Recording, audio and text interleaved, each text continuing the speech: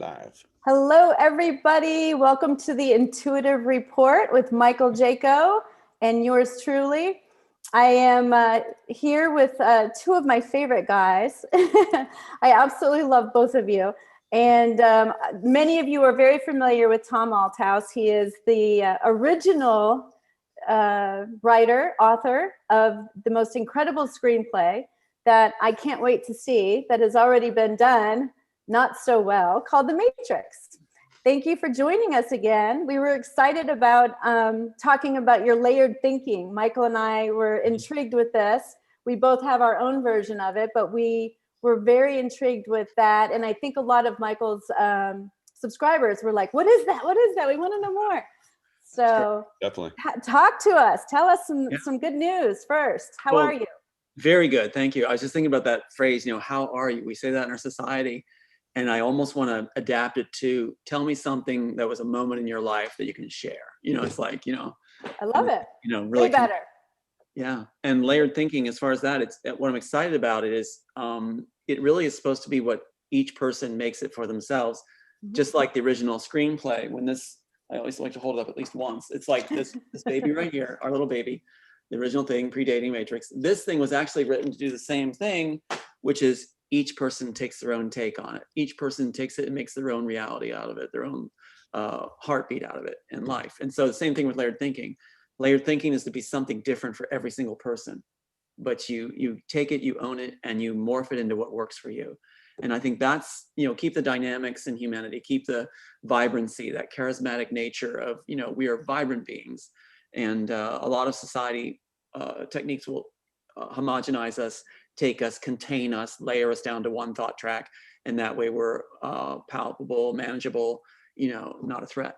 But really we should be trusted. As humans, we all share the same circuitry, the same hearts, and are the same makeups. We should be allowed to be vibrant each in our own way, no one limited. And I think layered thinking helps with that.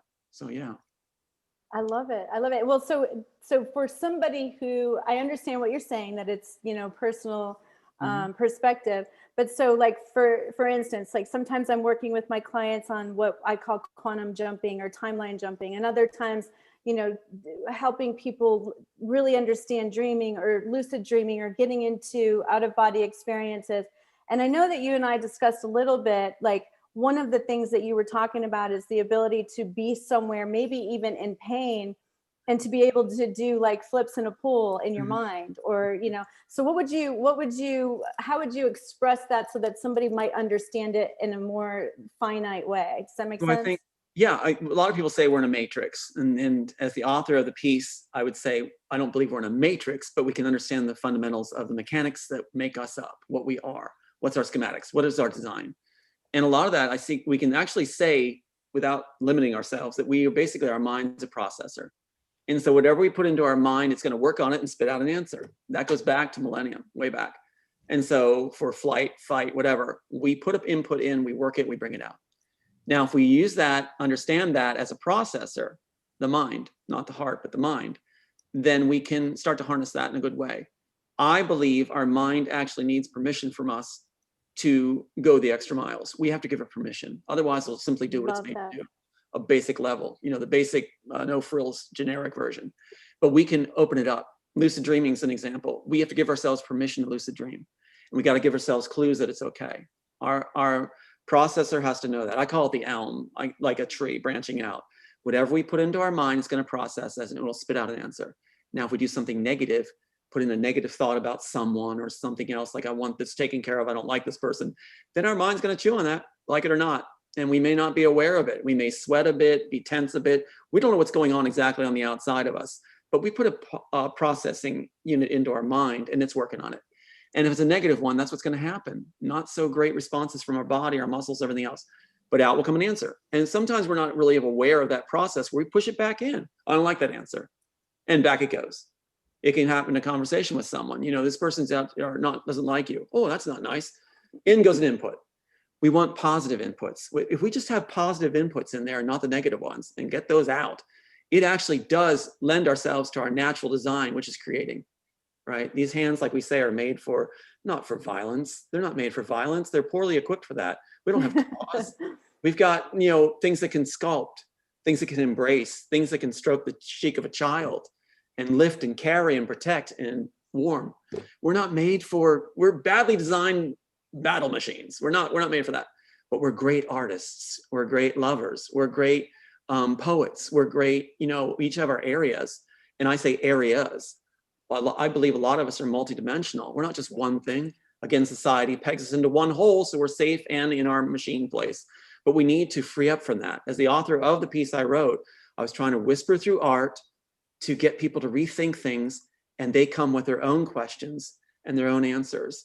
And I like to say that a question given to me, I look at it as a doorway to more questions, a doorway to many answers. A lot of times in our society, again, we go one layer. You'll ask me a question, and our society dictates that I answer specifically that question the way I perceive you want it answered. That's not the way it should be. It should be that you ask me a question, I'm like, Michael, what do you think? What do you think, Carmen? What do you think, world?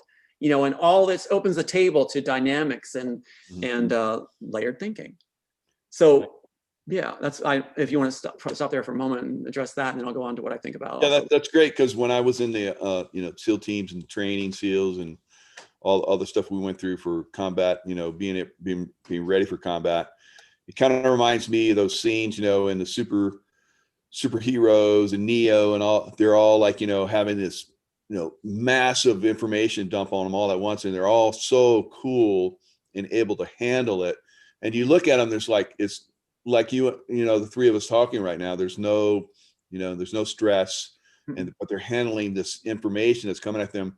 So that's kind of the way I look at the layering process, where we can handle, like, our bodies are in, like, being bombarded, with stress.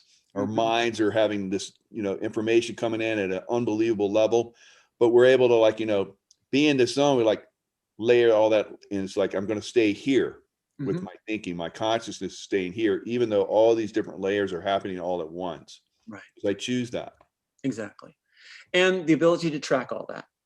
Now, you don't have to keep mindful of all those things at once. It's probably not that healthy, but you can work yourself up to thinking on what matters. And you can have a couple things at the same time that matter. Think of it as three beautiful children in front of you that you love, that are family. You can love each of them at the same time and think thoughts at the same time about each of them. And that's a treasure. Instead of just shutting two out and focus on one, you can embrace them all at the same time and keep track of what matters at the same time. In the screenplay, I was actually bringing forward layered thinking. The Matrix story actually brings forward layered thinking, but the Wachowskis didn't understand it. And that's why and that's what I'm told by the inside. That's why they stuck my high school, my birthday, as we say, my name, all that in the first graphic, because they didn't understand it. So they wanted to feel more clever. It's not about feeling more clever than someone. That's a negative input into your mind right there, right? No wonder they have trouble creating. It's what it is, and I don't mean to be mean. I just mean to say, if we free up and we think of it as like all positive, we can keep track of certain things that matter. There's a scene in the Matrix story, the original, this one right here, and in it, our character, our Neo character counterpart, is faced with a decision. He has to download the jack to the neck information from the Smith agent while losing his own. So he's now been dependent on that jack for all his memories, and that collar for all his memories. He has to lose that now. The architect has diseased that for this time as a tracking device to get to underground, and also so that he would start to age rapidly, be off the program at a certain time when it fit the architect to switch over from the power of conflict, the pure power of worship being given to him, coming back as Christ. So there's a lot of layers to it, and when I explain it, there's layers, and that's helpful in illustrating what I'm talking about, right? Even just talking about the movie, the original form, you have to think in layers. And that's what I'm asking you to do, layers. So we're keeping track of things right now, aren't we? And we can do it. So what happens is he's told by the Trinity character in mine, he says, like, what do I do? I'm going to lose all my thoughts. I was dependent on this thing for memory. She says, think on what matters. Think on what matters. He's told by the doctor on the underground, choose three things, that memories that are most important to you, and hold on to them now. We only have 3 days to do this. You have to now adapt yourself to the memories and feelings of the villain, the bad guy, the Smith agent, in order to access information you don't even know you're looking for. That's what they use for Sense8. So what we have now is you're tracking my talking in layers, you're following what I'm getting to, and I help guide you to the main point at the same time. So as a collective, we can talk in layers, communicate in layers like we're doing right now. We do. So what matters most in our discussion right now? Well, I've laid out a lot of things on the table. The thing I'm trying to say that matters to me to convey, a couple different trains, is I'm thinking about my daughter, how much she means to me. I'd like to convey that. I'm thinking about the story, how similar it is to the Matrix, but they achieved it down and took the layers out. That matters to me. I'm thinking about the relationship between the Neo character and the Trinity character, and how he had to have her help him go with him to find out what the Smith's memories were holding to find the dome. That matters to me right now in this discussion. You guys matter to me in this discussion. I'm thinking of you while I'm talking and appreciating you guys at the same time. This is layered thinking. Right. What it allows is a lot of feelings at the same time. So now let's wrap it up on this main point. The main point is he's told he's going to lose all his memories. When you are dependent on a device, a narrow link for your memory and storage, you haven't worked that muscle. So now you're going to be just a drooling idiot, basically, without any ability to remember what mattered. So choose what matters. Think of doing that right now. Think of choosing 3 things that matter in your life most, and you're going to lose your memories in a moment out of necessity to save a world. Now there's a screenplay. There's a moment. And there's an example of layered thinking. That was beautiful. Thank you so much. It was an experience. Right. It is an experience, isn't it? Yeah, it is. It's absolutely an experience. And I think it's one of the things that's missing. I remember when I was doing homeschooling with my children, we had to learn, I wanted to learn about how the brain works. And it was really wild because children who aren't read to don't use their imagination. You know, it's one thing to have picture books, but it's another thing to have something read to you, and you have to actually create the scene in your head. And there are children that have grown up now with just the iPads and such, and they don't have the ability to create in their mind. And I think that's the greatest thing and Michael knows this, because once you start channeling, it's almost like there's a piece of you that's taking this information and creating it into some sort of matrix, not, you know, the one you were talking about. But kids absolutely have this gift, and we take it away by putting them in front of televisions and putting in front of screens and actually delivering it to them without allowing them to have that freedom. That's brilliantly said. I mean, children, if you break it down into 2 different real significant moments in childhood, you've got that formative period up to like 5 years where their synapses are just forming like mad. And it's great, you know, and you can really instill a layered thinking easily. And you hit it on the head. Book reading is a great way to do it. Book reading, right? The other section is adolescence. That's another great opportunity to bridge into adulthood with layered thinking. And they're already doing it naturally. I think in our nature or God gives us that platform, that springboard to get into adulthood with adolescence. And with adolescence, we can't help but do layered thinking. That's what they're wrestling with. And if we help them do layered thinking in that period where they're feeling all those feelings at once, that's good. That's good. And like you said, reading stories. My manager's daughter is such a sweetheart. And we're very close now, very, very close, Alexa and I. And she was saying, you know, well, Alexa doesn't really play with kids right now. I don't know about if she's going to learn the playing skills. I'm like, well, let me work with her a little bit. So I started reading stories. I read 4 to 5 stories a night with her. And she reads, I read, we'll do different characters. We'll set up settings of what's possible. And we make up stories like I did with Aiden. We'll do improv stories. We'll make them up. And she remembers the whole thing. You know, she remembers them completely. And now she wants to turn them into like, you know, stories for kids dedicated to. So it's really cool. You're absolutely right. Stories, what they do long ago around the fire. Stories, the storyteller comes to your village and tells the stories. You're absolutely right. That is a gateway to layered thinking also. Absolutely. Because we're thinking, what if we were that character? What if we were in their shoes? And so again, back to the screenplay, what I was doing was trying to make it so that audiences have to fill in their own lives into it. That immerses them. You know, 𝗨𝙗𝗾𝗂𝗂 say, you know what, they meant to immerse us, but they don't explain it. It's leaving a lot of the backstory out, brings the people in, they fill it in their own life and their own experiences. They make it their own. That means they're really going to pay attention probably and immerse in it. And then what they can do is they may not understand all the layers, so they have to talk to their neighbors. What do you think it means? I think it means this. Now you brought a community together. And they're also doing layered thinking because you're not giving them all the answers. Basically, you're raising a lot of questions. And one of my rules is there is no wrong answer. One of the things for layered thinking too, to help your processor not take in all the negative, the elm part I talk about the tree, is to call it basically, and that's funny because Disney calls me the library. Call it basically, look at it as a library where nothing's negated. Right. Don't negate it. If you negate it, then your mind's going to grab that and go negative input, work it through, process, solve it, problem. You don't want that. You'll go, okay, all things are, you know, a woman can come up, a man can come up and go, cats are green and they breathe fire. And I'm not going to negate it. I'm going to go, okay, that goes to the library. That goes back in the fun section, right? And then I'm not working on it. My processor doesn't work on it. And it's still all positives. But go ahead. That's good. When I was a kid, my mom, you know, read to me all the time. So I was very blessed with that because it definitely opened that world up for me, that imagination world. And I lived in that quite a bit. Today, I use that imagination world to go out and do remote viewing and influencing all the amazing stuff that I've learned how to do, the superhuman stuff, you know, that, you know, we all have a potential of doing, but few people are tapping into because they don't understand the layered thinking.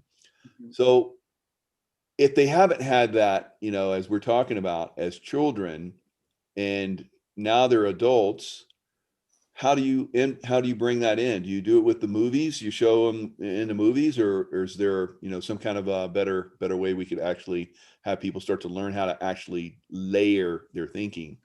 That's a great question. You can do it through multi different mediums. Like I have a sculpture where I did actually General Lee. I just thought he was an interesting man, General Lee. And so I wanted to sculpt 5 different feelings into his expression, and it worked. The fingers did it.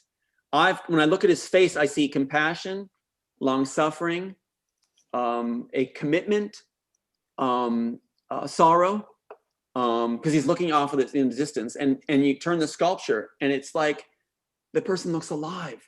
That's how art becomes alive. So you can pick the medium you want. We can show it through an acting, a script. You know, read the script together and see the layers in it. In fact, Right on Radio wants to do the Domestics, which is the piece I have greenlighted for Off-Broadway, The Sheen.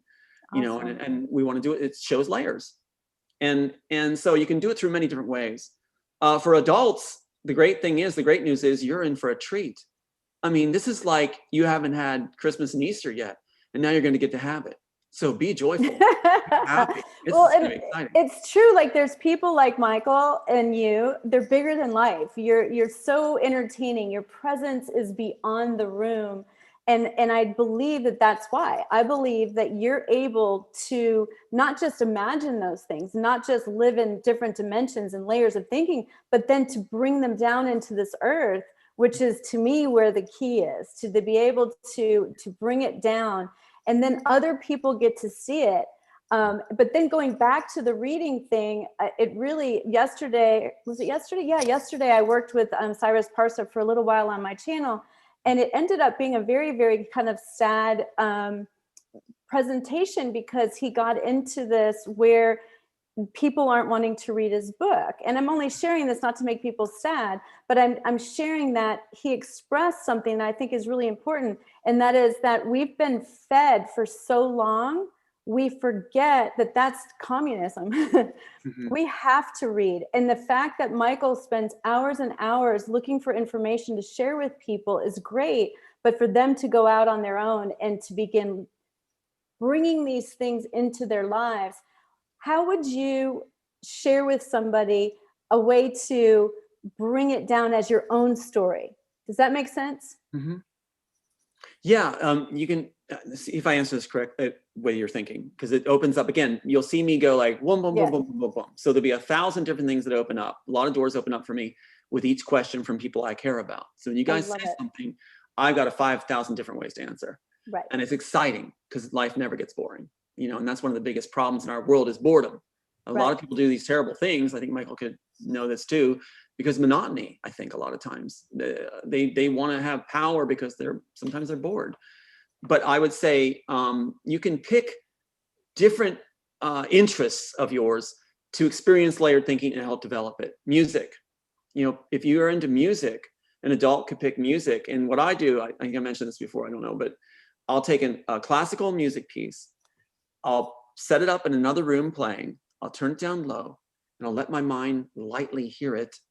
And then I'll let my mind create notes off of it and create its own piece.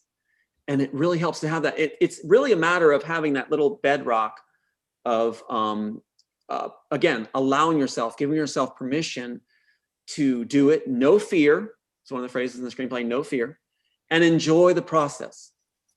See, it's like, I can tell you guys are layered thinkers because you found me. We spot each other, right? And you'll notice there's no egos involved. If anybody goes to another person who's successful, let's say Michael, he's just like this beast of, got it, and just body is toned, and you got it, Michael, you're just working it. And a lot of people admire that. Some people may be jealous. If people are jealous, they're not layered thinking. They're putting negative in their mind. They can't do it. So true. If people raise you up and say, good job, my man, good job, my friend, you're rocking it, and I'm with you. Probably a layered thinker, because they're not taking in negatives. Right. There's no room for insecurity. You can have sorrow, you could be grieving and still be a layered thinker. That's not a negative input. That's a healing process. Right. So, and your mind can do that and still be a layered thinker. In fact, my childhood was all sorrow, but that's where this came from, right? How to go above that, how to look for, and if your circumstances in your present moment are so horrific, don't let it be negative inputs. Think better horizons are coming. If I sustain my character and keep the love in me, and I'll use an opportunity to practice some of these circumstances, and things will be better later, focus on that. Don't implode. Right. Go That's outward. beautiful. Yeah. Very good advice. The characters that you bring into reality are like that. They're fantastic layered thinkers. Can you imagine Superman thinking, "Oh, I'm not going to be able to fly today," or anyone from the Matrix, if we could always see, who the negative thoughts, because those are the guys that pretty much are going to be gone almost instantaneously in that environment. So that's the way I was when I was a SEAL and a CIA and worked in environments where, it's life or death. Right. And if you don't, and really life is like that. A lot of people say, well, I'm not in combat. It's like, yeah, kind of you are, because the way your body responds to stress is the same way people in combat respond to stress. So whatever's stressful in your life is basically your combat. And people are talking about, the situation that's going on, in the world right now, very stressful. How do they overcome it? And how do we overcome it? This last year and a half has been probably one of the best times of my life, and because I focus on the positive, and I can rise above in extreme adversity. And when there's extreme adversity, that's when I really excel. So how do you see, your characters and, bringing that reality in, being super positive, like superhero positive? How do people attain that? Well, you can do two things. Like I said, one of the phrases in the screenplay that I had X-agents that the architect allowed to stop being agents for his purpose. He always knew what we were going to choose and what's going to happen. Basically, he thought, the architect in my screenplay that precedes The Matrix. But one of the phrases they would use is no fear. So panic is a choice. Fear is a choice. Once you master that and realize that, you give your body permission not to panic, and then we are the ones that all three of us here, I believe, totally, that if there's an emergency situation, we're the guys that are calmly getting the people to the door and making sure they're safe, because we excel in emergencies, because we will not panic. We choose not to. We choose not to cave in and implode, and we choose not to have fear. Now, if there's a moment we may be shocked with, where these, some of the forces I'm dealing with, they're experts at playing the strings and monkeying. But the thing is that, there might be a moment where you go, oh my God, but you almost realize that's a choice, and you pull it back. Yes. So don't ever beat yourself up. And especially in a situation, focus in, keep calm, and watch out for your buddy adrenaline. Adrenaline can be used, Michael, you'd be better at talking about this, but here's something before I open it up to you. I told my son in soccer, he played soccer for the first time. He said, fantastic. I said, Aiden, when you approach the goal, put your adrenaline on the shelf, focus, take your shot, plan your shot, and you'll have seconds, but you can control that realm of seconds. But just don't let adrenaline take over. You don't need it for that moment. You need to focus. Because a lot of guys, when they get near the goal in soccer, they shoot over the net, even in pro, over the net, because the adrenaline's kicking in. You don't need that. If you are going to use adrenaline, then practice with adrenaline. Practice with adrenaline and use that too. But Michael, go ahead. Yeah, with adrenaline, jumping out of planes, blowing stuff up and shooting and all the diving, all the crazy stuff we do.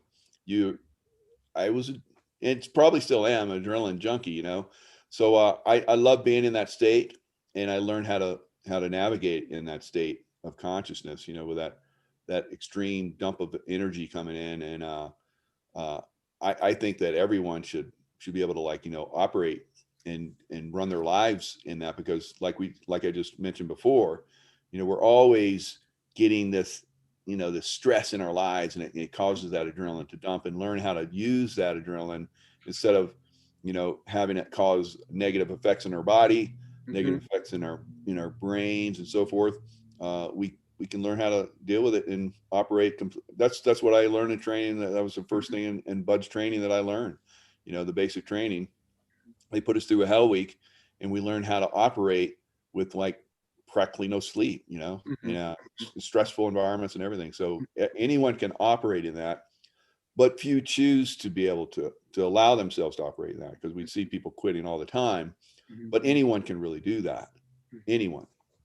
You're right, because Carmen, do you have an input too? And then I'll go into about. Well, it's interesting because I have a different perspective, because I'm female and I am not a Navy SEAL. and so for me, mine comes from being in that rhythm, from that space of, like, peace. And, like, and if I start feeling the adrenaline, then I think I'm going the wrong direction.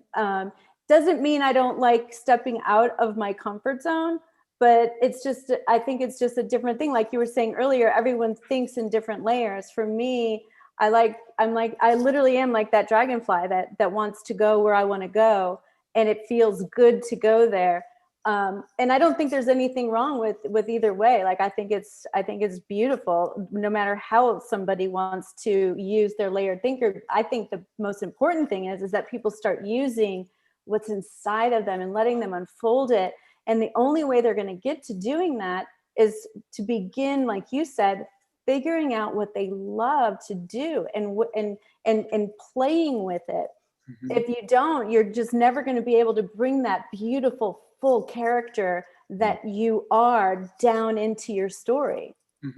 Absolutely. And you can, like, you just make me think too about the dreaming processes. It's like you can use dreams as a laboratory to create. And with layers, it's fantastic. And again, you have to give yourself permission to lucid dream. And one of the ways I recommended, I mean, seems to work for me, was, well, as a child, I had nightmares. I was abused. And so what happened was nightmares would come. I'm not allowed to scream out about, I have a nightmare, I could get beat up for calling out in the night. So what I would do is I would roll credits in my dream, even at 5 years old, roll credits like a movie, make it into a movie that I know how that world works. It's and so then cute. I would have lollipops pop up and things like that. I actually did. I would grow my own environment, even at 5. That was out of necessity though, right? So yeah. But like Michael said, for adults, you can do the same thing where you can set an alarm clock or have someone set it for you, where if you don't have work the next day, of course, you could have that alarm clock go off and then recount your dreams. Write down everything you remember. You have to be kind of spontaneously awakened for you to remember. Otherwise, it'll just go. But then your mind gets permission to remember the dreams. And then your mind gets the idea that I am in a dream. And then pretty soon you're doing the whole thing like they lifted Inception, the whole idea where you are actually able to work that environment and do some pretty amazing stuff. And anybody who does lucid dream, pick it up, do the flying. I mean, you can beat me in the flying realm, because that was in the dream movie I pitched with the Matrix story, Immortals. And that's why Neo's flying around like Superman, because they liked both. They meshed it together. Yeah. But in my dreams, I always had trouble getting over the treetops. I would fly along the treetops. I know I'm dreaming, and I'm calling out to others in the dream going, hey, look, this is pretty cool, huh? And they're actually bored. I said that when I pitched, this dream movie. It seemed like people just be bored, like, oh, so what, Tom? But I'm like, oh my God, I'm flying. And I'm like, but I couldn't get really high up in the air. And I'm thinking, because now I'm thinking maybe I didn't give myself permission, thinking that the sky was just the sky, nothing exciting there. So I just wanted to stay where it was interesting, where I could create and manipulate groundworks and things like this. The sky was the sky. But now that I'm thinking about it, I could have inputted, I can paint with the sky. I can make the sky cool things. I can put things in the sky. I bet I get above the treetops then. Yes. Yeah. Well, I've hit another level with meditating that's kind of blown my mind. Like, I think I told you how I had those visions of you and Angela right before we were on my channel. And then lately, every single time I meditate, it's opening up huge. Like, I'm getting the most beautiful things. I'm getting messages that I know are from God, or things that I'm supposed to do something with. Like, I had this unbelievable meditation where it was the middle of the night. I couldn't sleep. And so I decided to meditate, and I see all these demons, like these faces, and they were coming after me, but I wasn't afraid, but for a second. And then I rebuked them, and it didn't work. And I was like, oh, I have to rebuke them from a good space. And then all of a sudden their dark faces started turning, and all their eyes were really bright, all different colors. And it literally turned into a candy shop. And it was so profound to me, because this is, to me, where we are, is this holy war, this fight for our minds. And if we can get to a place where we can really open up, and you've done it with layered thinking, and I've done it with meditation, and Michael's done it with like everything under the sun. And so we've each gone, but it increases. It keeps getting like more and more powerful. But how true is it that we each have that candy, and we think it's a piece of candy, and it's actually a demon's eye? You know what I mean? And we need to watch for things like that, and how fun it is to interpret them. You know, as you start going, it, like you said, it's more fun than anything else that you could do. And Michael, don't you think, like, you get to these the next level, and it's just so exciting? Oh yeah, you have to, you know, really get into the level that you're at, and then the next levels come, and then they're like, whoa, there's something more. So layer after layer after layer. I know that those exist, and I'm not scared of them. I want them. I want the next layer to come, but I work within that layer until I get proficient at it, and I know that the next layer is coming soon. So that's the beautiful thing about the layering that we're talking about. And you can see, I see you both, Michael, you and Carmen, and it's like, I don't see envy, I don't see jealousy, I don't see anything negativity. Thank you. know, No. It's like you guys are just lights and bright, and that's what humanity is becoming. And you know, and one of the things a frontier for us, one of the frontiers in this kind of thinking is communal. How to have relationships with layered thinking.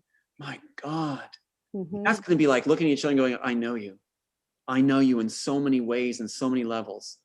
And pretty soon humanity is going to lose their mouth almost, because we'll just know each other so much. We'll just be, you know, it's going to be really amazing. Yeah. I like your noise effects. Yeah. Did you hear that? Yeah. It's like, you know, it's just knowing each other on layers is just incredible. But knowing also that we're dynamic. Our society, we also pigeonhole each other. What are you? Okay, you're a Republican, you're into music. Yeah, and families will do this. Here he is, here's the artist. You know, no, there's more there. You know, and we do that to our kids. Here's the person who's the dancer. No, there's so much there. And so we again label and simplify and pigeonhole people. What if I was, let's go extreme here for audiences. Let's say I'm a Republican, and the next moment I decide to be a Democrat. And now I'm going to be undecided. And it's because of experiences I'm having. Maybe I don't feel so comfortable at this place. I'm going to go to another place now. We're meant to be dynamic, but our society wants us to be, here's your card, like here's your card, and this is who you are. Exactly. And you are this, and that's it, and that's the way you're going to be for life, and you get a watch at the end. No. And if our children see it's okay for us to adapt, change, and have moments where, well, I just had a soul-changing moment. I believe this now. I really do. I'm going to try it. And they have the same license. Play the piano if you want to learn the piano. We'll go into it. And if it doesn't work for you, we'll try something else. At the same time, you can play piano and try soccer. Yeah. Try soccer, piano, and this at the same time. You know, it's not a matter of becoming the one thing that we can go to relatives and go, here's my son Aiden, the soccer player. You know, everybody's like, yay, he found his place. Don't pigeonhole me. Yeah, that's good. Oh, and it's especially important for kids who have learning differences. I spend all the money you can afford to get them into all the different things that they can, so that they can start learning what it is that they're actually good at, because they might not know from just, you know, trying baseball. It might be lacrosse or whatever it is. Really give your kids all the tools that you can to get them to those next levels of who they really are. Right. Go to those games, give them what they need, give them the tools. You know, I think it's okay. I'm going to say this back to society. It's okay to have a dream or a series of dreams, and those dreams are never obtained, but you have this dream. It's okay to dabble in that dream, to have it as a hobby and have different hobbies, different things. You don't have to, it's okay to be a jack of all trades with your heart. It's okay, because just the experience and the journey of that dream is worth it. At the end of the day, if I'm on my deathbed and I had a journey of a dream, that might be the best thing that ever happened to me. Right. Something I never even attained, but it meant something to me. It warmed me and warmed others around me. It made me think in new ways about other people because I had that journey and that dream. Didn't have to obtain it, but I could just have pondered it.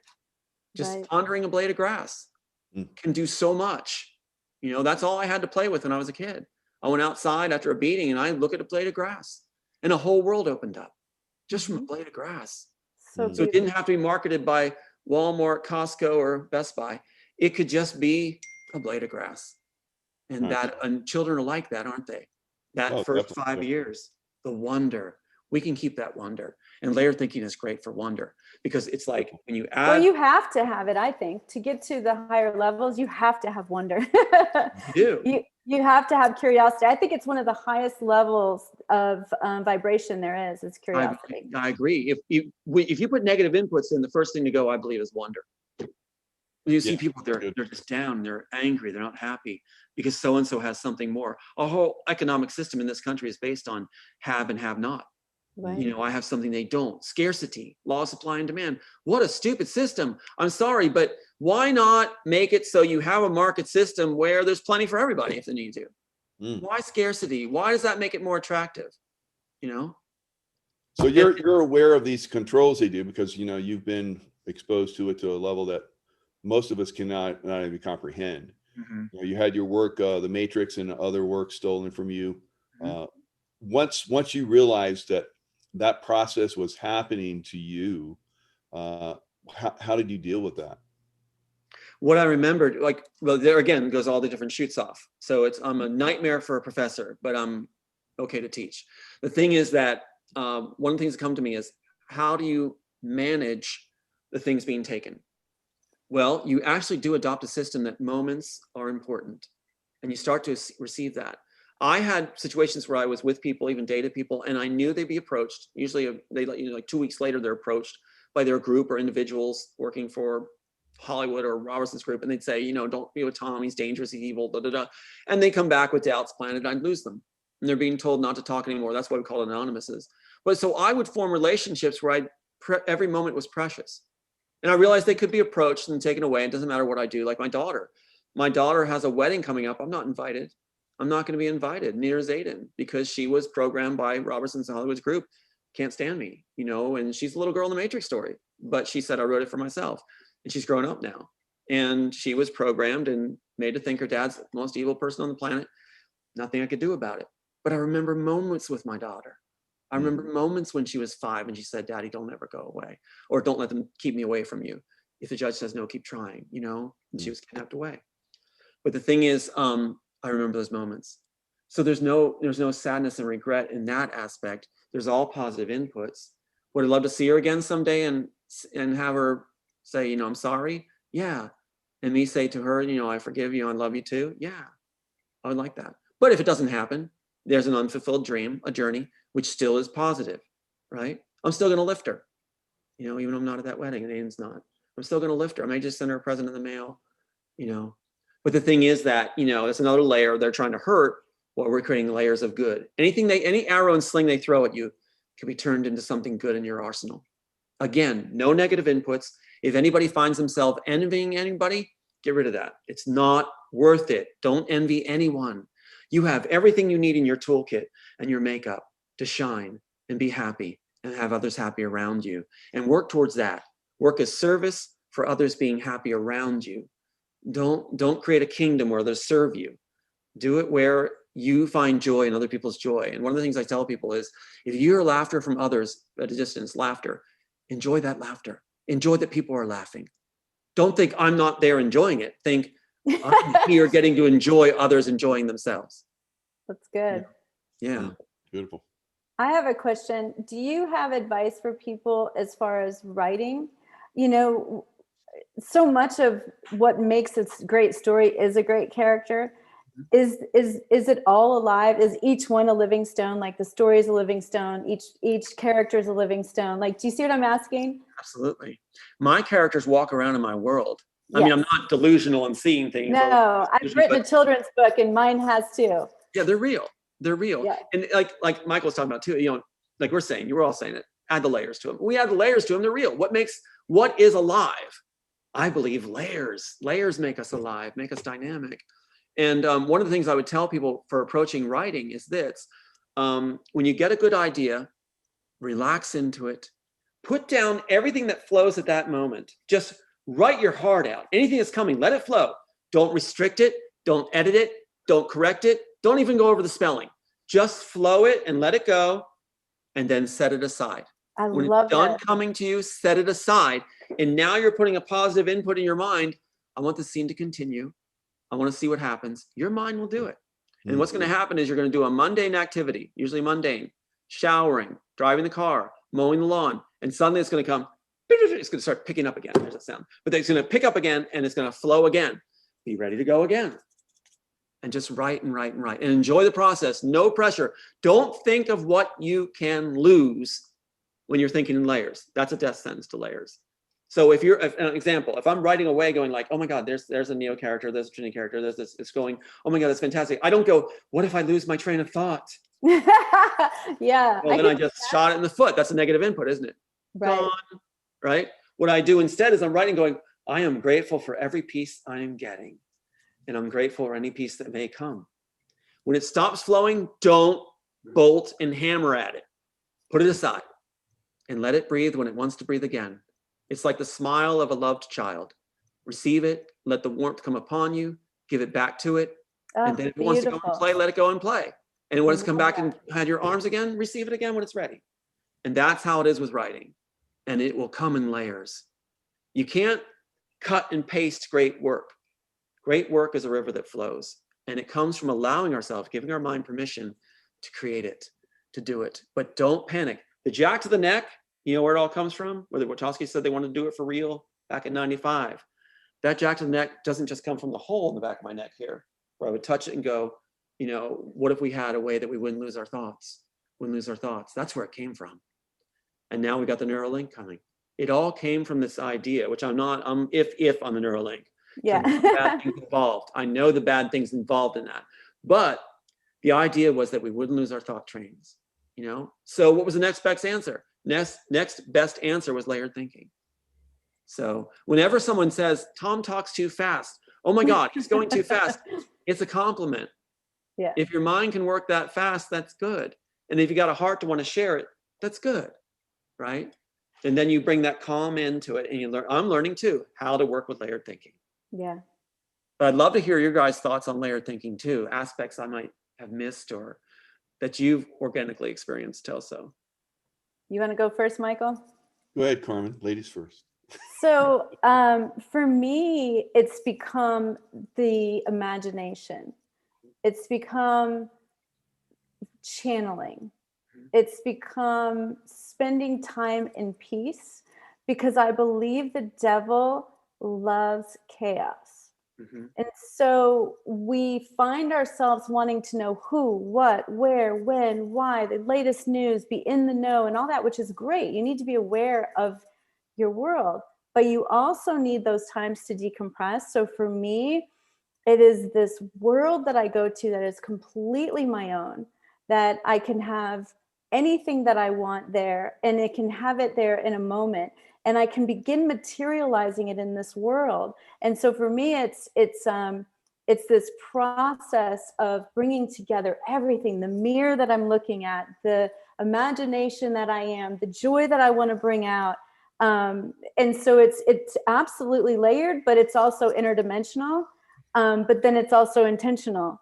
It's hard to describe another world to somebody, you know, and that's why movies are so magical, because they can bring you into somebody else's vision, never to the exact specifications, but it is a very, very powerful thing. And that's where you can take somebody who is depressed and lonely and show them that you're not depressed and lonely. You are absolutely in the womb of creation, and this is your time to create. But you have to know how to navigate the quiet, navigate, and even long for it. I don't know about you guys, but I'm like so thirsty to keep developing this thing that goes on up here. Yeah. Yeah.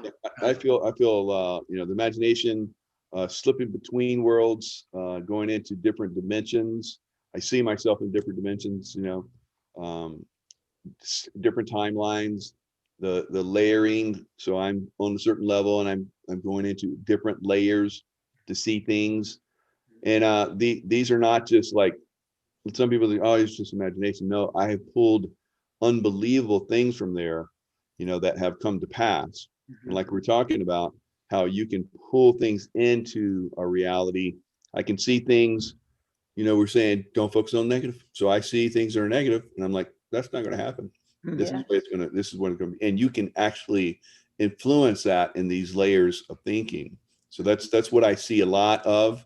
That's what I've had unbelievable experiences with, and what I teach others, how they can do that as well. Well, you've helped me with one thing, and that is I've gotten really good at being able to remote view. And I love what you just said, because I think this is an aspect that people aren't aware of, and I want to make it concrete. And that is, you can remote view something not good and be a part of changing the convergence of that timeline to keep it from happening. And absolutely. I know, because I've absolutely done it. Absolutely changed the way another person treats me. Well, here's through my choices. And really, one last thing I'd love to say is, our hearts are songs. Our hearts and our minds are a song. And when it is frozen, it's this beautiful geometry. And the higher you can get it, the more beautiful the geometry is that you participate in. And that's when the magic happens, where God starts opening these doors. Like having Michael 𝗀𝗂𝗧 invite you onto a show, and the next thing you know, you're there every week. That's so great. Well, you just, if I may, that was beautiful. Carmen wanted that. I made it happen. That's good. That was awesome. You want to hear something I didn't even plan it. Yeah, that's the best way. I want to give you guys some hope here too. Everybody out there too, is that we just hit a key, and I love it. We're told that, the three of us do stand out. There's many like us that just stand out, right? And we layer think. What's interesting is, those that are in power, that want power, are watching what we do and what we say, and now we act. They want it all. And when they watch us, they go, they want what we have. They want to be able to do what we do. Well, if they want what we have, then they have to have only positive inputs. If they only have positive inputs, then they're going to be on our team. So we look forward to their applications and working with them and doing a better world. Yeah. I love it. Absolutely. Taking applications now. If they want that, yeah, they thought power was it. And now they're learning, and the contacts will call and say, oh my God, Tom, you won the chess game. Well, I'll say I wasn't even playing. But the thing is that, yeah, if they want this kind of power, and if they want to phrase it that way, because they say, I have the power now, and they say that to you, Michael, they say that to you, Carmen, then just only put positive inputs in and you're on your way, and we'll see you at the friendly table. Yeah. And it was funny, I was talking to my daughter about friendships and alliances, and she goes, what are you talking about, alliances? And I'm like, I don't know, like I think about like Tom Althouse or Michael 𝗀𝗂𝗧, or my friend Carla and I doing the Wilderness Church on my YouTube channel. This is an alliance. Like I don't see you otherwise. I don't hear from you otherwise, but this is what we do when we get together. And everyone can have those people in their lives, where they come together for these things and then they go apart. And it is very much so like Hollywood, where they hire the people to come on for this project, and then they go off and they go do their own thing, and then they come back together maybe, it's really fun. It is. I like the organic nature of it too, where like some people, they'll throw a party, they plan it, and it has to be a certain way, and it's their party. And it's like, for us all, it's like a gathering where we just kind of, oh, here we are. Cool. And it's like, it's just, it's not a kingdom building. It's not kingdom building. It's lifting each other, and the good feeling of lifting each other. When the world understands the power and the beauty of lifting each other and celebrating all life, and just really just, layered thinking in the process, as we each have described different versions of it, but also the same versions of it at the same time. That's exactly what is good and meant to be. Just think of the art and what's going to come, and children being taught by parents who layered think. Yeah. Oh my God, I would have loved that. That would have been cool. And so, the world's going to turn out well. It's going to turn out very, very well. Because, the stuff that's being done that's bad is boring, it's wrong, it's going to end, and it may not have been brought about by a punitive system. It'll be about because it's just dumb, boring, waste of time, hurtful, and it doesn't allow you to get to the next level. And if you want to get to the next level, do the right thing. Be good. Be a caring person. Be a good father, good mother, a good sister, good brother. You know. And the evil matrix system, we can call it that, is you know, it's reached its limit when they, you know, take the last election and they contort it in the way that they did, and it's so obvious, and they put a person that's completely unelectable and they put him in position of power. It's a very strong signal to everyone, you know, that we're no longer have this facade. We're going to do whatever we want. So let's see what you got. And so what we got is what we're talking about right now, the layering, the, you know, ability to attract, you know, positive by their focus on that. And that is what collapses their system. It really does. And they're even imitating our art, like the fake Oval Office is in the screenplay. I've got in the screenplay, the fake Oval Office, it's in there. They're imitating our art. They're obsessed with us. That's why Wachowski's put the birthday and all that stuff in there too. And it's like, when we connect this way with layered positive feelings for each other, that's a smorgasbord of good. That's like, what a way. I mean, that's beyond friendship. That's just like, wow, not in the way that society says it. I'm talking about layered friendship. Where I know Michael and Carmen are there for me and I'm for them. And, you know, we didn't have to go through a trial period and questioning and competition. You know, we just are who we are, and we can tell. And that's a great advantage over those that just want power for themselves. They'll never have that unless they lay down those desires and those negative inputs in their head. Imagine putting that in your head, that kind of, you know, need for power. That's just going to chew up all the avenues in there. All the good processors are going to be used on something so stupid, and you're just going to get sludge back, you know, rather than creating what you could create, or having relationships with your kids that you could have, you know, friends, you know. Well, and it's not going to work the way, it's just like overall evil is exposing itself more than ever. The same thing is true on a micro level. You know, people are coming into our lives and we can see through them. You know, it's just so easy now. And it's stuff that I used to go, how did I miss this? But now it's so crystal clear when somebody has a good or bad intention. Exactly. And so you just know, okay, this feels right. I'm discerning only good things. There's only good fruit coming off of this human. That's right. And Michael can address this too, because I've had the players, like he knows how the system works, CIA, all that stuff. All these handlers coming to me. They even say they're CIA and stuff, like this Philip Arnold. He's a trainer. He trains interrogation techniques to CIA as a civilian operative. Okay, great. Well, he's supposed to be my friend. But these people come to me and I'm not, you know, I can, like you said, you can see right through them because they're not thinking in layers, they're thinking with their agenda. And it's easy to spot when you think in layers. We know each other, we can see each other, and it's amazing. And I feel like I want to meet the first couples that are layered thinkers together. That's going to be like, oh my God. People at the party were so sick of them probably at first, because those would be like so in love. Those were like, it's amazing to see it. Yeah, it's funny. That's one of the comments I get the most is, how is anyone ever going to keep up with you as a guy? And I'm like, I don't know. They're going to be out there somewhere. So when it's time, they'll show up. I have faith. It'll be natural and normal. You'll just know. That's the beautiful thing. No tricks, no traps, no candy and flowers needed right off. It's just like, you know, wow, hey, you, good. Happy. Yeah. It's like, I recognize those demon eyes in that candy you just gave me. That's the beauty of being in this layered thinking, because you just see through that stuff like Carmen's talking about, and how many of us have in our past, you know, made those mistakes, you know, and now, you know, I just see through the clarity. I mean, like, why do I keep repeating this? Because you're not learning. So the learning process happens in the layering. Yeah, I have a question for you, Michael. Like when you get to that point where you feel like it's about to go into the next layer, and you consciously say, no, I want to get proficient at this. How do you even know that that's where you are? Because I can't recognize that with mine. Interesting. Yeah. So for me, it's like there was, because now there's not hardly any, because I recognize when something new is coming in. Like I was like a phenomenal remote viewer, and then the remote influencing started to come in. I was like, oh, I've got that now. That's pretty crazy, you know? So there was that resistance to that new layer coming in. Got You know, it. like I backed away from it, and it took a lot more time.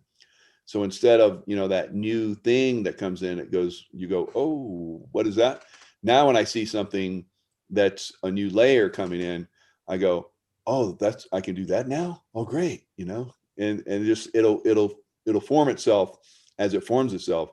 Just like we're just, you know, seamless in our conversation right now, and hitting, you know, higher and higher notes as we talk, and the chat is, you know, going off. I can see all of this stuff all at once. I don't need to, like, you know, look at the chat and I can't talk to you guys anymore. I can pull it all in all at once. I know, you know, outside it's like a beautiful day, and Right. all this stuff hits me all at once. So it's, Yeah. you know, I allow that to come in.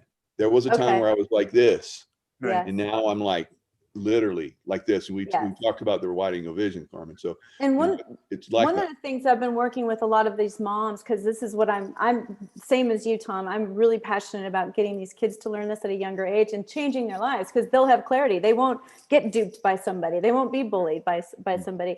But it's really fun because there's just little exercises you can do. Like if you're going somewhere with your child, you can say, hey, the first light that we're going to come across, is it going to be red, yellow, or green when we go near it? Or if you're in a building and there's two elevators, you can say, which elevator do you think is going to show up here first? And what it's doing is it's literally training them to be able to start anticipating things, because the fact is we already do know, but we've been trained that we don't know. And so it's little things like that I think are just so much fun, and that's what I love to play in. And so that's why I was curious. And I also think it's good to start naming things. Like if you notice a child doing something, and every time somebody in their house is upset, that child is upset, well then obviously this kid's got great empath, and like let's tell him what it is, and that it's not his hurt, it's grandma's hurts, or you know. And so to be aware of and understanding the different gifts. And I've been able to do that with clients. I've got some clients that whenever they need an answer for something, they're going to get a book that somebody gives to them in their life, or a person will come into their life. And so it's really fun to start opening up and looking for those things instead of chasing the chaos that people get addicted to. Absolutely. I love it. Because even with children too, one of the things I like to do is let them name things, and we adopt their names for it. Yeah. So a tree, instead of a tree, it's a Goomba, and I'll call it a Goomba, you know. And it's like, or what does the cow say? Instead of moo, it says grr. And so I'll say, you know. And so when I sing Old MacDonald with them, I'll do the cow says grr. And so it's like you let them create a language, and it's amazing to see the confidence build when they get to have ownership of something from their heart onto an item. You know, they create a name, or they can have a new name even for people in their lives, like for me, or something in their life. They can call me something different, and I adopt that name. I am that name. And it gives them the freedom to recreate their world. And again, it goes back to creation and creating and being freed up and giving yourself permission. You know, I did a children's show one time. We did a children's show, and the teachers were like, quiet, quiet to the kids. And I'm like, whoa, this is a comedy. This is for them. You know? And so I didn't want to supersede the teacher, but he was like, the kids are allowed to laugh. You know, they're allowed to laugh. It's made to be interactive. Yeah. But that whole thing of like letting them, like one of the big no-no areas in our society is competition. They'll say competition evolves our society. I don't believe in that completely. And so I wrote a children's show called It's Not Fair, where we had win-oozing. And win-oozing was you win and lose at the same time. And all the layers of that, where you help each other. Yeah, and so anything they played, they were winning it together. You know, or if they needed to be against somebody, they could be against me. But the thing is, like, you know, that idea that the pressure's off, you know, and then when they go on to actually play sports, they win. It's like something allowed them to get rid of that fear, and now they're not afraid anymore. Oh, you know? They know what losing and winning is at the same time.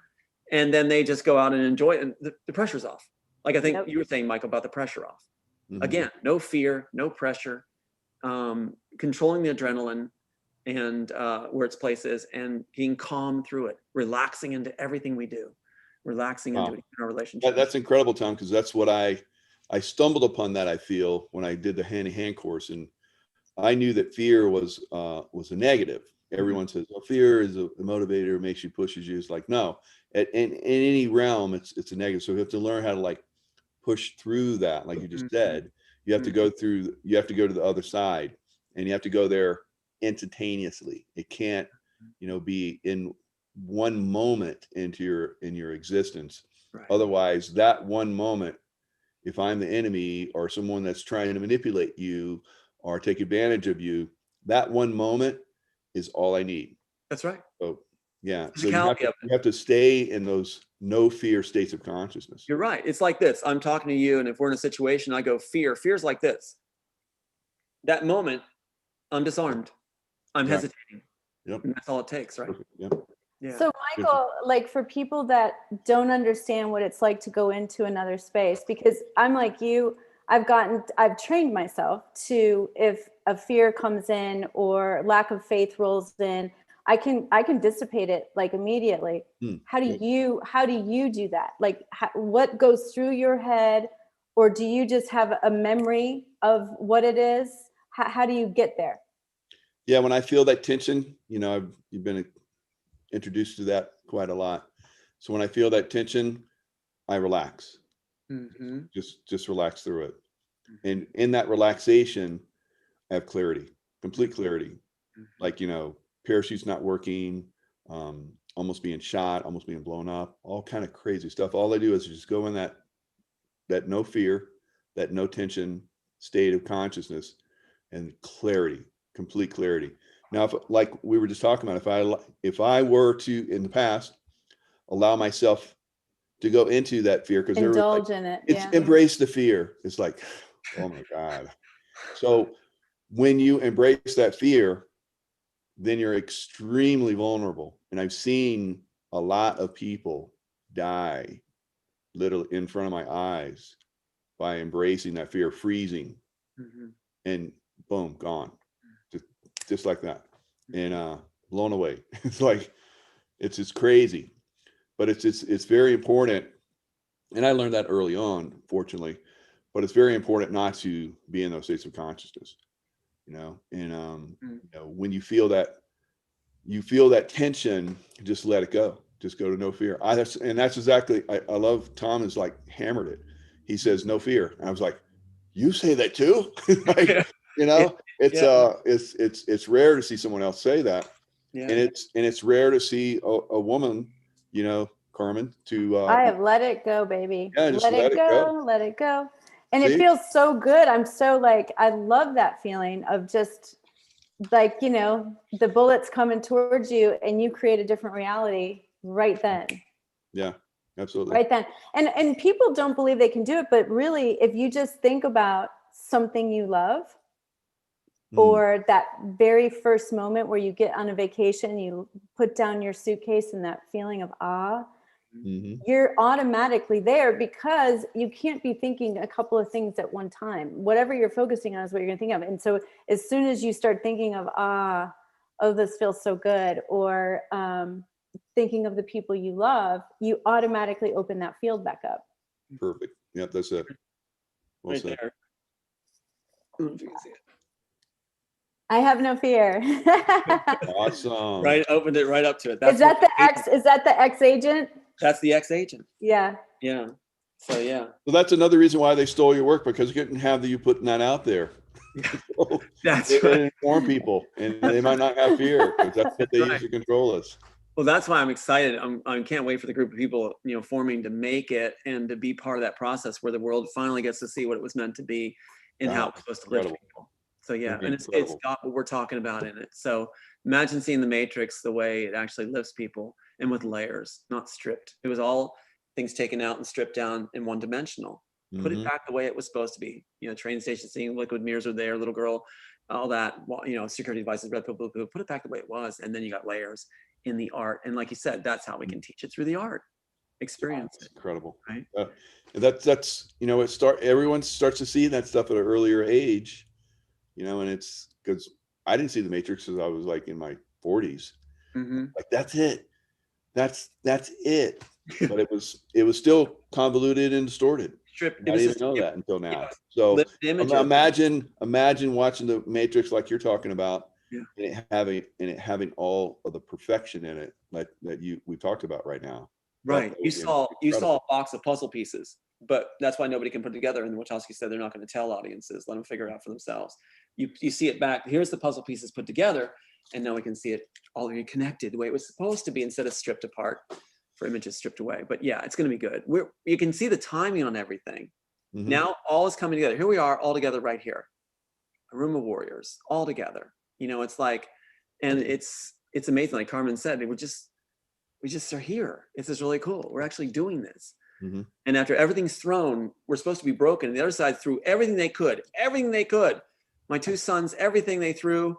What's happening with my daughter right now? And it's like, we're like that scene from Star Wars. We're going after all the blasting of the guys shooting all the things at, and we're going. It's true.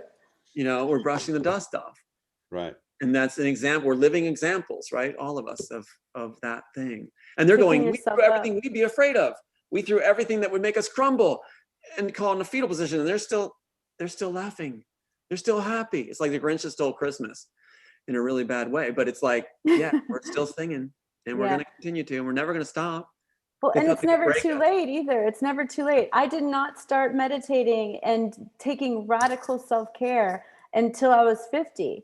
Mm-hmm. And so you can change your life at any age, you know, but how much cooler to raise kids that don't have to.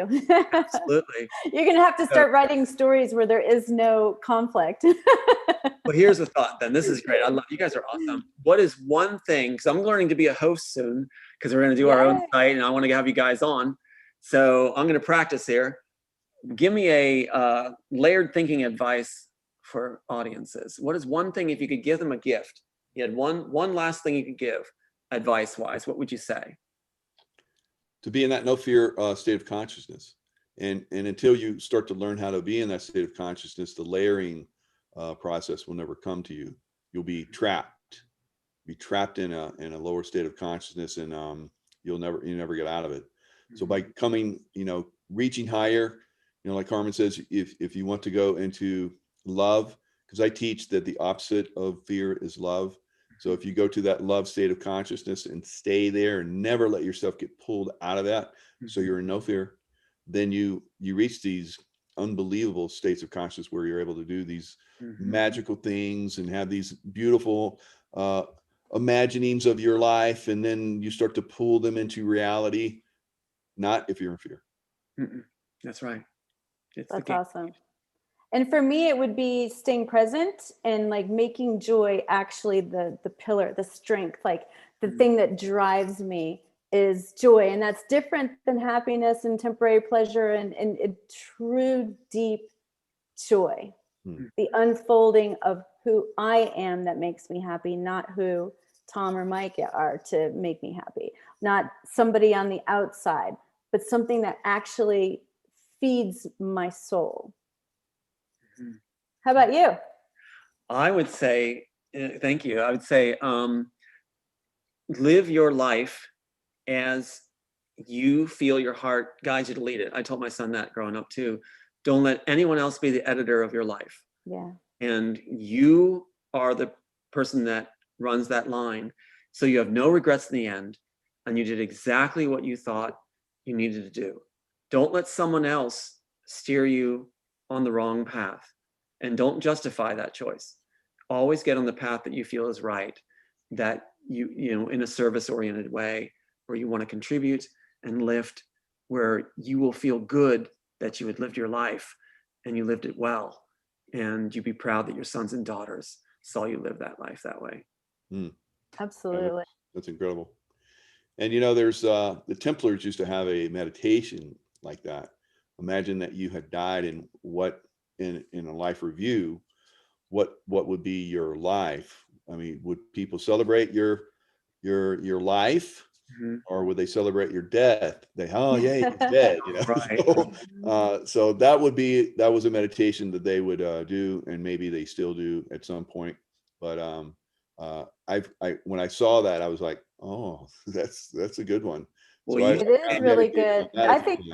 I think that's what kind of kept me to lean always towards the positive. Was I was 14 when I found out my mom had cancer, And I think when you're 14 years old, you're still developing a lot of like your style as a person. And so my style ended up becoming, how do I make sure she's enjoying the last bit of her life? Right. How do I, you know, and so I brought that everywhere I go, and it served me really well. And a lot of people would say, oh, it's such a tragic thing that happened to you, but it ended up being one of the greatest things that happened to me. You know, not anything I would choose, but it absolutely shifted me into, we could lose whoever's in front of us any moment. That is wild. You share a kinship with Aiden then, because Aiden went through a moment with me where something terrible was happening to us. And he burst out and cried out. He said, Dad, you don't want me going through it. He said, I just want you happy. I don't want you to go through this. I want you happy. And he was just in tears. And it was the cornerstone of who he was. And I realized, oh my God, you know, I wanted him to live his life and have its childhood. And he didn't really get a chance because of all the things we went through. But you just expressed that there's good endings. I have an extraordinary mindset because of that. Well, that makes me feel really good. Yeah, and it is that meditation of like, imagine if this person left, imagine if that person wasn't here. I mean, it really is sobering. and that's amazing. And for Michael, you gave me chills, because just recently a lot of people are contacting because of interviews, and a lot of people love your shows and interviews and stuff too. They'll say like, I saw you on Michael and Carmen show. And but you said about the Knights Templar. I just had a lady who's like, is a pastor somewhere, psychic or somebody say, you know, Tom, you were a Knight Templar in the past. I'm like, huh? I believe it. That I was like, oh wow, because I feel like I've, you know, have this responsibility, and I want to get it right. You know, I was even just writing that. So that I'd love to know if there's a way to find out these things sometime. But yeah, anyway, back to you guys. But yeah, give me chills. Oh yeah, definitely. They're at the you know, the Confederate too, because you like Lee. Yeah, I respect. I was there too. So wow. yeah, and so we have these memories that come through, and sometimes they inform us and help us to make better decisions in our current life, and see where we've you know, been, what we have done, and we will see how we keep doing the same thing over and over again. That maybe is not a good way to layer our thinking. It's a negative. Then we learn how to like rise above and go to the next level. Good. Very good. A new blueprint. I like it. I like it too. You gave me an image too. Like I used to be on college campuses. I'd run everywhere I went. I was known as the running guy, the Renaissance man. I'd run like my life depended on it. Just run as fast as I can. And you just made me think of that when you said Confederate. I pictured running on a battlefield. It was really wild. So I guess that's how these things trigger. Yeah, absolutely. They'll slip in here and there, and then eventually put the pieces together, and you see what it leads to. Like for me, it was like 15 years till I found out my first past life, which was Louis Armistead at the Battle of Gettysburg. So no way. Yeah. I bet I was there with you. Yeah. So when you make those connections, and when I heard about, you know, how where he was wounded, those were all places in my current life where I had problems. And then once I made that connection, those problems went away. So that's so cool. You keep carrying stuff through lifetime after lifetime until you make you release the trauma. And that's kind of what we're talking about as well in the layer thinking. You release trauma, and it allows you to go to the next level. Otherwise you're stuck. You're stuck there. And like, you know, we were just talking about, Carmen was talking about, well, how do you know when you can go to the next level? Well, that could be one of them, because you're stuck in something opens. Stuck in stupid, I like to say. And until you learn how to get past stupid, you're gonna stay there. That is amazing. Yeah, I always see that sword and the hat on it. Sword up. That's right. Yeah. I did and that. It's like we can win. It's like I look just like him, you know. That's wild. It's crazy. I think I followed you. This is wild. Follow me to my death. Thanks a lot. Loyalty. My one thing is loyalty. It's like loyal to a fault. Yeah, very good. I'm still here, Mike. Let's do this. But you would. Now this is one for. Nobody has my back in a future life, so I've got to have yours now. Exactly. I'm sorry, Tom. I'll help you out however I can. No. So, you know, we make these choices, you know, in our current life, and we can choose, like you've been talking about, Tom, we can choose to focus on the negative. Mhm. That doesn't allow us to move anywhere. We can't use the amazing layered thinking that, you know, gives us the ability to do incredible things. And so when I look at some of those other stuff and stuff starts to come to me, I get more and more and more. So the layer for the Civil War thing would be that there was also time wars involved, Mhm. where there's groups coming in to try and have different sides win. Mhm. So Mhm. I've seen that as well. So that would be like next level Interesting. layer. So That is fascinating. it's almost like a movie script for you. So Yeah. I'm all over it. My mind's shooting off right now. So it's like, because I'm thinking one of the things that shaped me was that I felt in our time, I wanted to find men of courage to be brothers with, you know, men of courage. My brother wasn't. He sold Disney right off and just did horrendous things. I wanted to see people that could face each other eye to eye and have courage, men that had courage and would treat women right and have courage and treat children right and have courage. And I felt like it's an empty tank. So it's really nice to be on here with you and be meeting people finally that men have courage, you know. Awesome. Yeah, so we're same. catching up. Same, yeah. You've had a tremendous courage to go through what you've done, you know. Thank you. What they've done. Absolutely. My son does too. My son certainly shows it. I'm proud of him. But yeah, guys, I'm honored to be here. It's really, really nice. We're happy to have you. And we'll how can people reach you if they want to, Tom? For this program, I would even, if you gave permission, I'd even give my phone out. Because it's like, I like the people who follow. I love it. He's going for it. You're Yeah, ready for it I'm to blow up. I'm Yeah, not going to give anybody- mine out. Anybody that follows you guys, I'm all for it, because I mean you're ahead of the packs. So but my actual cell number, it's okay to call me. I don't know if I can always pick it up, but feel free to leave a message, text or whatever. Is 267-893-0847. So 267-893-0847. I feel fine giving that out here. Yeah, I mean, the CIA already has it. We have it. The good people, yeah. No, but that's what I'm the saying. the bad guys have it. Well, that character in my screenplay that says, you know, no fear. Yeah. That's Michael. That's Michael. Oh, That's the absolutely. guy that lets us into the Cortex building. So way to Yes. go, Michael. He better look like him in your movie for I'm sure. gonna make it so now. I'll make Yeah, it like it. He's the one that saves the day. He's the one that does it. I love it. And then, do you know what you guys are going to call your YouTube channel yet? No, we're still trying to come up with a name for it. So anybody Okay. has any ideas can use that number to Yeah, text ideas to Text in Tom. ideas, He yeah. doesn't know how to write, so he needs ideas. yeah. And then of course the website redpillrising.org. There's been people donating, helping out, and we Yay. want to do have our own channel soon, and we want to have you guys on. Absolutely, it's just warm and wonderful. So yeah, I would love it. appreciate everything we're doing, but redpillrising.org has a lot of the graphics we talk about and things like that. Yeah. I would love it. Yeah, and then since the last time I was on, I've got my channel rolling. So please come over and see me at Carmen Studer on YouTube, and then Let Me Ask My Mom on YouTube also. Thank you for having me, guys. That's so cool. That's cool. I'm writing a children's show called Mommy's Rules. It's all about, you know, if adults had to adhere by mommy's rules, and how kids would rule the planet and say for a day, you know, it's what you have to do. Yeah, Anyway. that's awesome. I love it. Oh, there it is. Yay. Yeah, there it is. Yay. There it is. Red pill. Yay. Thanks, guys. Lovely. So yeah. I love it. Oh, it's funny. I just had a thing pop up on Disney too. It's like right now you're going to see Disney. Apparently, a lot of the support's going to pull away.